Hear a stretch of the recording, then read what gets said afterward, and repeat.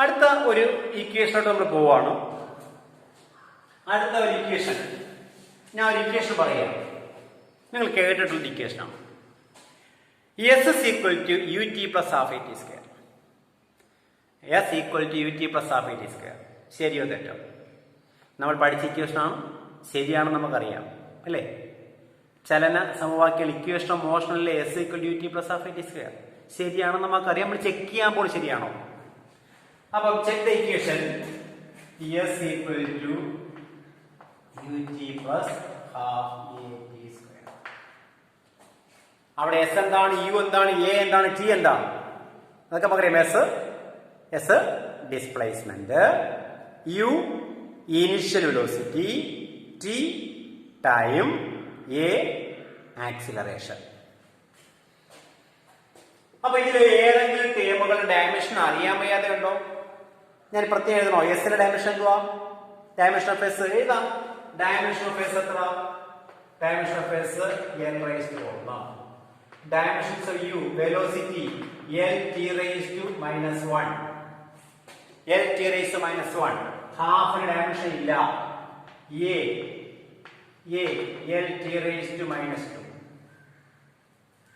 L t raised to minus 2. Okay, ഇനി എന്ത് ചെയ്യാം? ഡയമെൻഷൻ കൊടുക്കും.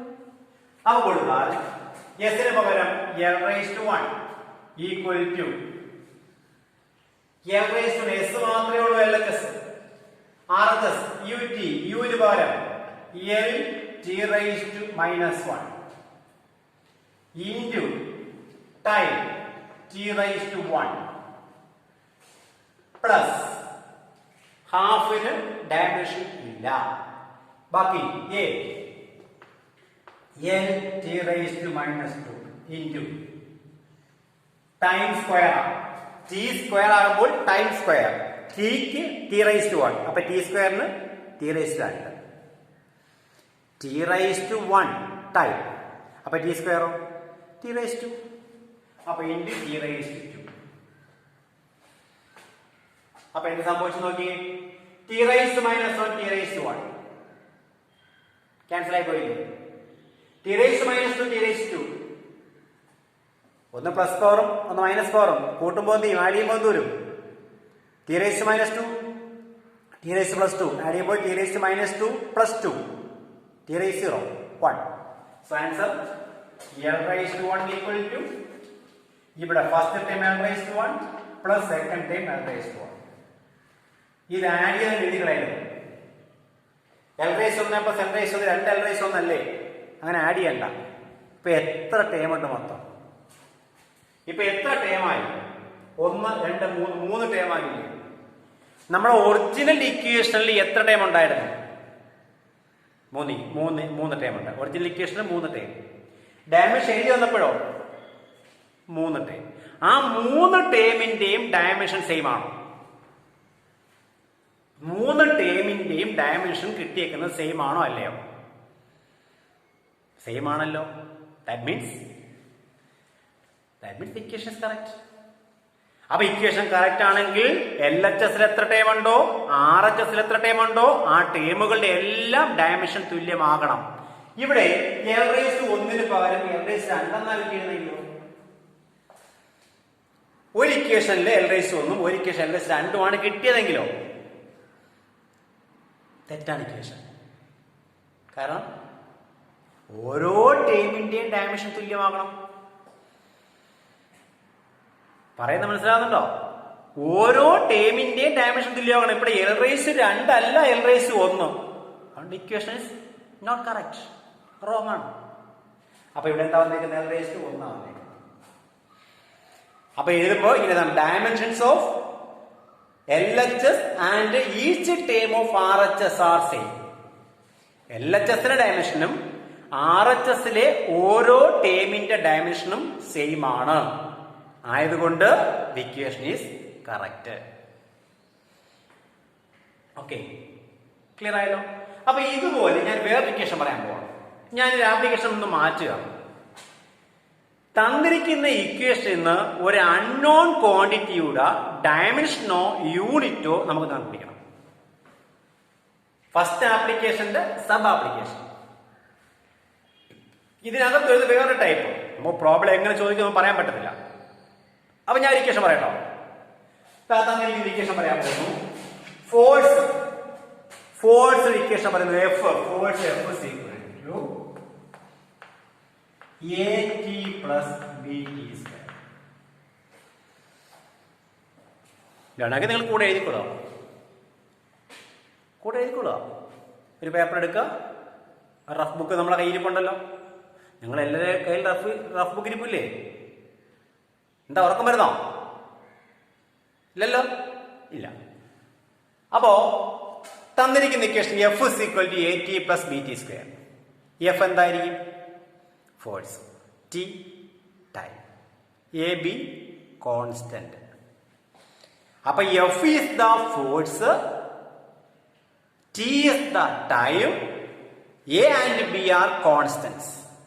ആ കോൺസ്റ്റന്റ്സിന്റെ ഡയമെൻഷൻ കണ്ടുപിടിക്കുക.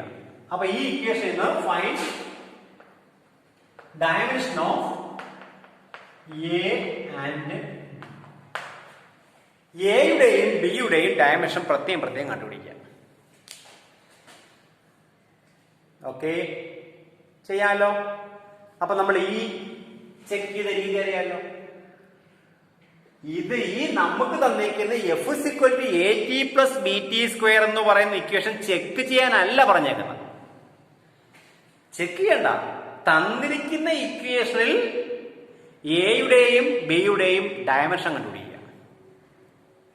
അപ്പൊ തന്നിരിക്കുന്ന ഇക്വേഷൻ ആണല്ലോ. എന്താ ഇക്വേഷൻ? ഇക്വേഷന്റെ പ്രത്യേകത എന്താ? LHS ഉം RHS ഉം തുല്യമാകണം. അപ്പൊ LHS ഉം RHS ഉം തുല്യമാണെങ്കിൽ ഇക്വേഷൻ ആവുള്ളൂ. 10 = 12 എഴുതാൻ പറ്റുമോ? പറ്റത്തില്ല. 10 ≠ 12 എഴുതാൻ പറ്റുള്ളൂ. 10 ഉം 10 ഉം തുല്യ. അപ്പൊ LHS RHS ഉം തുല്യ. അപ്പൊ ഇവിടെ ഈ ഇക്വേഷനില് തന്നിരിക്കുന്ന ഇക്വേഷനിൽ എന്ന് പറയുമ്പോൾ എഫിന്റെയും എയുടെയും BT സ്ക്വയറിന്റെയും ഡയമെൻഷൻ എങ്ങനെ വരണം? തുല്യമായിരിക്കണം. അതാണ് ഡയമെൻഷൻസിന്റെ മറ്റൊരു പ്രത്യേകത.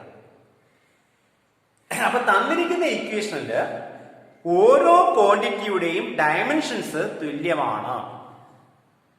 അപ്പൊ ആരുടെയൊക്കെ തുല്യം? അപ്പൊ ഹിയർ ഓരോ ടൈം എടുക്കാം, ഓരോന്നും എടുക്കാം. ആരൊക്കെ? ഡയമെൻഷൻ ഓഫ് എഫ് എടുത്താൽ അത് ഡയമെൻഷൻ ഓഫ് AT ആയിരിക്കും. അതോ ഡയമെൻഷൻ ഓഫ് എഫ് എടുത്താൽ ഡയമെൻഷൻ ഓഫ് BT സ്ക്വയറും ആയിരിക്കും. അതല്ലെങ്കിൽ AT യും BT സ്ക്വയറും തുല്യമായിരിക്കും. ഇവിടെ നോക്കാം. L raised on L raised on L raised on.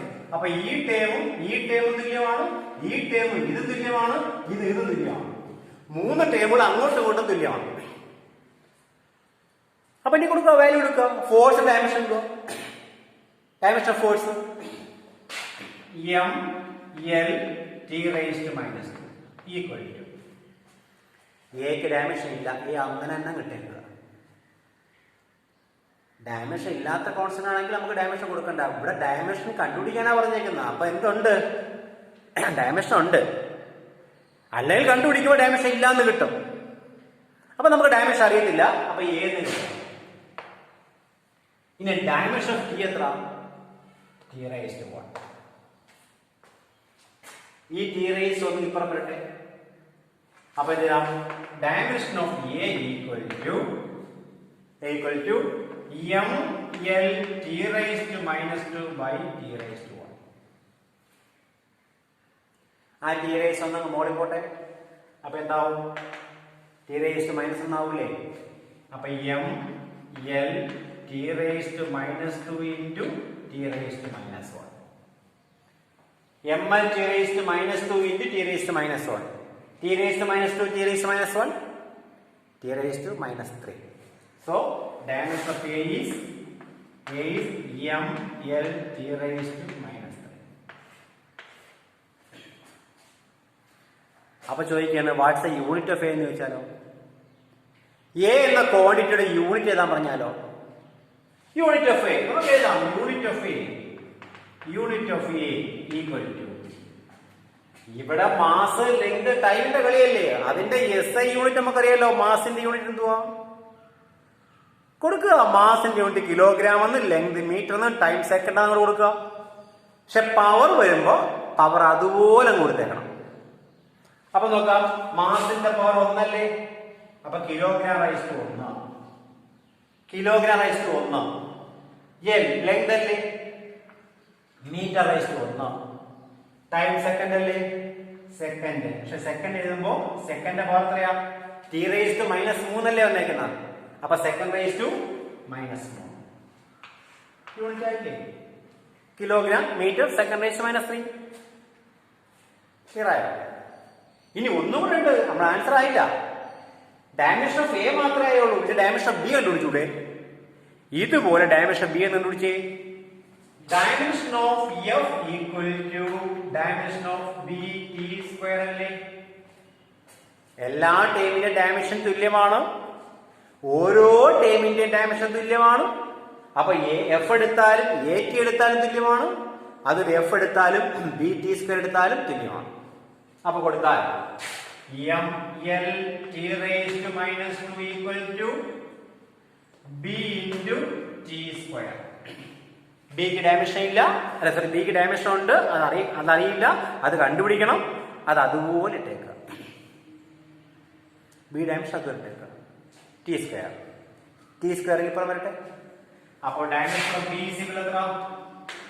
M L T raise to -2 by T raise 2. ഇത് ഇപ്പുറം വന്നു. ടി റേസ് 2 താഴെയല്ലേ, അത് മുകളിൽ പോകൂലേ, അപ്പൊ ടി റേസ് മൈനസ് ഉണ്ടാവൂലേ. അപ്പൊ ഇപ്പൊ എന്ത് M L T raise to -2 T raise to -2. What is t raised to -2? T raised to -2? T raised to -4. So dimension of B is equal to dimension of B is equal to ml t raised to -4. ml t raised to -4. അപ്പൊ dimension of B ആയില്ലേ, dimension of B യുമായി. അപ്പൊ A യുടെയുമായി B യുടെയുമായി dimension ആയി.